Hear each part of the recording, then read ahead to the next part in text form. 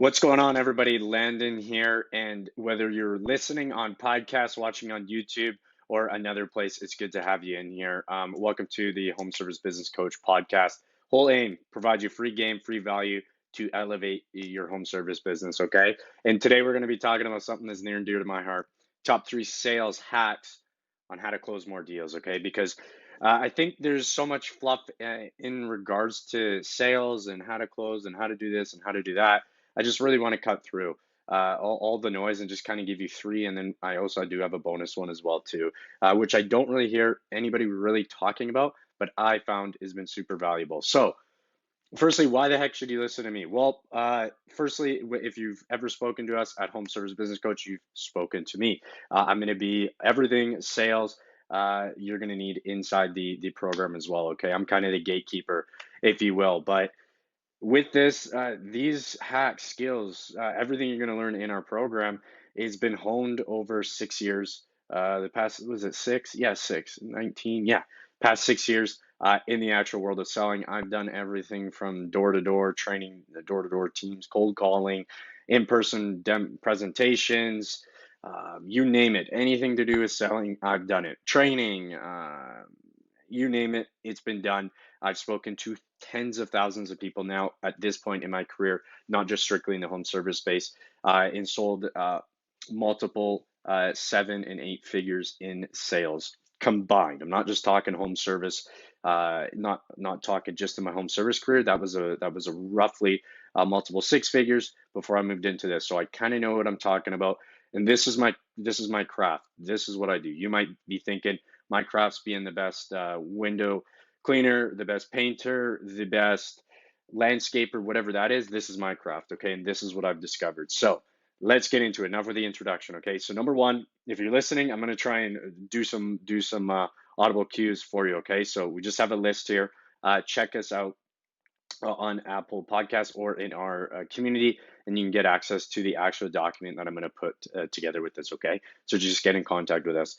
Number one, use your phone or tablet to present a quote, okay? And it may sound, that sounds pretty easy. I already do that. Cool, right? But you might be doing the thing, but having understanding behind why you do something gives you a better picture and a fuller scope, if you will. And that's where I want to talk about. And if you're not using your phone or tablet to present a quote, you are literally leaving tens, if not hundreds of thousands of dollars on the table. I can guarantee that all day long because of these 4 reasons, okay? Number one, using a phone or tablet to present the quote. Number one, allows you to move to the same side of the table as your prospect, okay?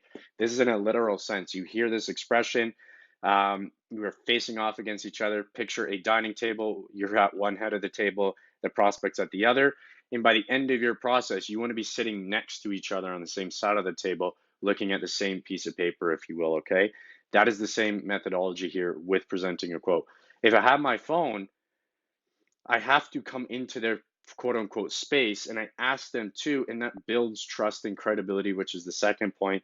But it allows me to move onto the same side of the table as the prospect, okay, which inadvertently, subconsciously builds trust, which is our second point. Builds trust and credibility. You're showing you have nothing to hide. Look, because oftentimes you'll know this when either your spouse is talking or your kids are talking to you or your friends, they're on their phone, they're scrolling, you can see their thumbs moving, but you're like, what the heck are you doing? Right? When you show the prospect or your wife shows you, or hey, look at this. Now, oh, okay, guards down. I know exactly what you're doing. There's nothing you're trying to hide from me. Again, credibility builds trust, and people do business with people they know, like, and trust. Okay, which leads us to number 3. This allows you the ability to upsell the job because not only do you have your first quote, but you should already have an upselled quote as well too, and you can quickly on whatever CRM, job or Marquee, Service Titan, whatever you're using, you can quickly flop between 2 different quotes. I would always present the quote, which is again a little bonus here. Always present your quote price taxes included with the price. Huge mistake I see after coaching hundreds of dudes. Huge mistake. Okay, we want to include the tax, GST, PST, whatever it is, the 5%, the 7%, whatever the heck it is. We want to include that in the actual quote. Reason being, more perceived value, okay? And this allows you to upsell the job as well. So you have Mrs. Johnson, here's quote A, but I was noticing as I'm walking around, and your phone's right here, right? And you're doing this all while you're looking at them. Maybe pull it away, grab the other quote, and turn it back to them. But I noticed this. People are much more inclined to take that upsell, and you'll be surprised just by implementing this one thing, how much more jobs you'll be able to book. Last thing on this, okay, is it finally enables you to close on the friggin' spot. Come on, people. I can't believe this. You're doing the quote, you've walked through all your process, and then you say, I'll send you an email when I get home. Are you friggin' kidding me? Like, you're leaving so much on the table. Literally, you're moving to the same side of the table. You ain't even on the same side of the table. You're not even in the same friggin' room. You're not even in the same house. If you say, I'm gonna go home and send you an email, you literally go from a 50% and 50 to 60% close rate to literally 10%. They're in an emotional state. They're ready to buy. They're not ready to buy at 9:30 at night. 2 days from now, you're gone, done. They have already moved on from you, and then you get hurt as to why they didn't choose you. Yeah, like imagine if you went to the grocery store and they were like, "Oh, I don't know the exact price yet. Let me come back later today and we'll have our pricing." Like no, like that grocery store would be gone. You know what I mean? Like they're there, they're in the mood. Enables you to close on the spot. Absolutely insane to me. Okay, so number two. Number one, use your phone and tablet to present. Number two, ask correctly for the friggin' sale, people. Ask correctly for the sale. You're like, what do you mean, dude? A lot of you are scared to ask, and rightfully so. You should be, right? Especially if you're presenting a big quote, 5, 10, 15, 20, 60, $100,000 quote. There's a little bit of hesitancy if you're not used to it, right? And you think, the prospect hopefully will say something to me, and then they'll ask, hey, do I want to do this thing? Like, it's not gonna happen. You have to ask for it, okay? Two of the biggest things, and the two of the biggest examples I give you, okay? Number one, Mrs. Johnson, are you opposed to moving forward with this quote? Yes or no? Another way you can ask that, Mrs. Johnson, what quote makes the most sense to you? What makes the most sense to you right now? Which option makes the most sense to you right now? Which direction, which path makes the most sense to you right now? You can use this in 1,000 different ways, okay? You want to ask. You don't just you also just don't want to say, you want to have some finesse, some poise to this. We don't just want to say, hey, Mrs. Johnson, you want to do this thing? Like you can. There's nothing wrong with that. Mrs. Johnson, do you want to get this taken care of for you? Those are all great. I'm just giving you two examples of a plethora. The last thing we want to do is just let the prospect kind of tell us that they want to do the thing. Huge mistake. Don't do it. So ask correctly for the sale. Rate alone, you will get 10% more sales because 10% of people already want to buy from you. It's just you don't ask. You never give them the opportunity to actually close. Therefore, they don't. It's crazy. Super simple stuff. But trust me, it's the simplest things in any process that literally change the biggest outcomes, okay? Number three, be convicted in what you're selling. The biggest hack I could possibly give you, I've seen veterans at the car lot and IT sales. I've seen the veterans, okay, get outsold by the new guy, and that new guy was me. Why? Because I was convicted. I wasn't jaded by the marketplace. I hadn't been around the company long enough to see maybe some of the flaws that they knew and weren't fixing. Because every company is going to have flaws. We have flaws at Home Service Business Coach. You best believe that. Every business does too. But I didn't know that, which means I was more convicted because I genuinely thought, hey, if I get this person a vehicle, I'm going to genuinely help them because they can get to from A to B. And I had no previous selling experience to begin with previously. My process was all over the place. They had a 12-step process. I was on step 11 before I even got to step 2. Like I was all over the place, right? I didn't have really any skill. I didn't know any workarounds. I've never heard of Grant. I've never heard of nobody. Alex Ramosi. I've never heard of anything to do with sales. No Zig Ziglar. No Jim Rohn. Literally nobody. I had heard of nobody. Yet by the second month, I was the top salesman. Okay? How? Conviction.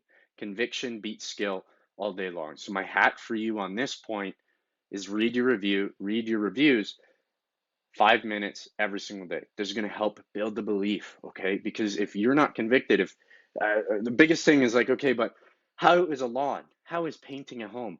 How is washing a window? How is installing electrical lines for an outlet that they're never going to see? How can I get convicted about that? And that's a poor attitude to have, okay? When I was selling a window soft washing, okay, this was my methodology. I maybe went above and beyond with my thinking, and you might think it's a little ridiculous, but numbers and math is the path. My numbers did not lie, and they still do not lie to this day. All in this conviction, okay? So I would think, I'll give you an example, the one I had. If we help clean this person's window, which again, it's a clean window, people, like, come on, like, don't be ridiculous. But hear me out. If you clean their window, they might be having a shitty day, right? They get diagnosed with some bad news, they lose their job, whatever it is, whatever happens, their kids get sick, horrible news. At least in their mind, they can at least say one positive when everything else seems to be going wrong in their life. They can look through a clean window. It's the same analogy you're playing on is, are you a person that looks at the glass half full or half empty? You might be thinking I'm an optimist. I can definitely tell you I'm highly skeptical. I'm definitely I lean more towards the pessimistic side of life. But it's these things, okay? If we wash their home, it gives them a sense of pride that maybe they're haven't been working out consistently, but you know what? I have one of the cleanest homes on the block, and I'm proud of that. Okay, whatever that is, and if I know that person's going to be feel proud about not only their house, but more importantly about themselves, gives them a sense of self confidence and esteem. You're gonna see I will persist, right? I'm never gonna pressure, but I will persist through those difficult things, through those objection handles. I'm gonna work on getting better at my skill in my industry, knowing more, okay, thinking a little bit outside the box, having that curiosity, so to say, okay, if you will. And you can even hear from my voice, I'm getting passionate about this stuff. I get passionate about teaching sales, talking sales, everything to do, because I just think it's in-person communication. It's mastery of language. It's mastery of communication. That is where life goes. Okay. I do not care.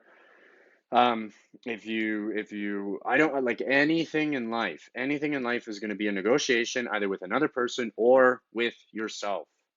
Okay. And becoming a master at that is how I view sales. So I'm going to be way more convicted than somebody out there for a paycheck. I'm going to be way more convicted than somebody who's just, oh, I'm just a salesperson. No, you're not. You need to become a master communicator because communication is how you help many more people than the person that does not. Okay. Ultimately, it's not through you. Whole nother topic. But anyways, I'm going to get to the bonus one here. Okay. So the three things, if you're listening, use your phone or tablet to present the quote, ask correctly for the sale, be convicted in what you are selling. And the last thing, I hear nobody talk about this, having a quote unquote a vat of knowledge. Okay, this is my bonus one to you. What the heck is this? This is kind of moving away from a hack, I guess, if you will.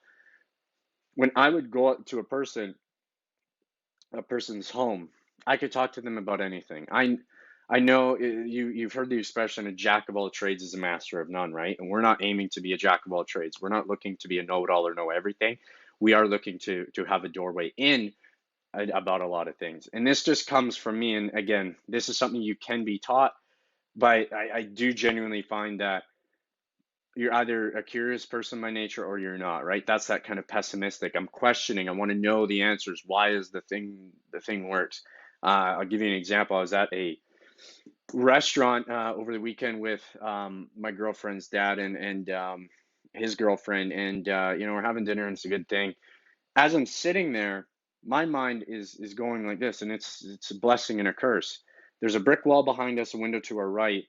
And we actually got talking about this. I was like, okay, how I think when I view that brick wall is, you know, what was the decision behind putting a brick behind there? What was the process look like? Where did the bricks come from? Where were the source materials come from? Then again, that leads us to the restaurant. Again, the same for how to install the window. Then that leads to the restaurant. What inspired this person to buy this?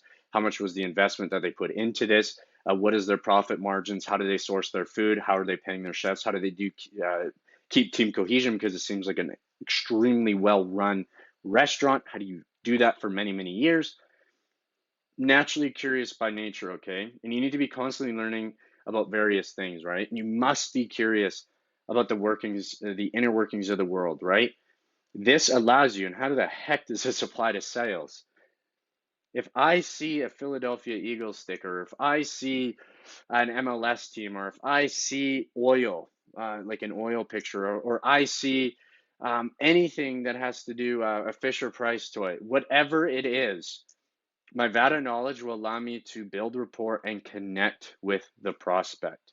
Because you'll be blown away at how much rapport and trust that builds when you're not only taking an interest in what the other person's saying, but you actually have something to add that is of interest to the other person. That is a good form of dialogue. That is a good exchange. We all know this on your first date with your spouses. More than likely or not, or with your girlfriends, you insert their name or title there, if you will. You know this for a fact. You wouldn't have gone on that second date, right, if there wasn't a really good exchange of dialogue. And that exchange of dialogue usually wasn't just you telling them or them telling you something, but it was actually a back and forth dialogue. Okay, no different when with the prospect here. Okay, have a vat of knowledge. Okay, so those are the three hacks for you. Okay, with the bonus, of course. So I hope that this finds you well. Our whole aim with the podcast, the YouTube, is to give you as much free game as humanly possible. And the reason why we want to do this is so that you solve one problem and eventually hit your head. I'm not gonna sugarcoat it with you. I want you to hit your head. You can see the ceiling behind me if you're watching. I want you to hit your head on the ceiling, and I want you to come to the end of yourself, okay, to where you need the help. And once you're able to get out of your own way, we might be able to help you. So that is our whole goal with this. We want to help as much as we possibly can for free, so that maybe you'll invest in yourself and your business with us only and only if we can help you. So I hope that this finds you well. These top three hacks, get out of your way, use them. They work. They've been vetted. Tens and again, if you're like, I don't know about any of these, eight figures, eight figures. This is what this stuff has taught me. Extremely simple. I've heard it 1,000 times. If you've heard it 1,000 times, why you're not doing the thing? Okay. Landon Wishart with Home Service Business Coach. Take care. Hope this finds you well. And hopefully we get to see you on the other side. Talk to you soon, guys.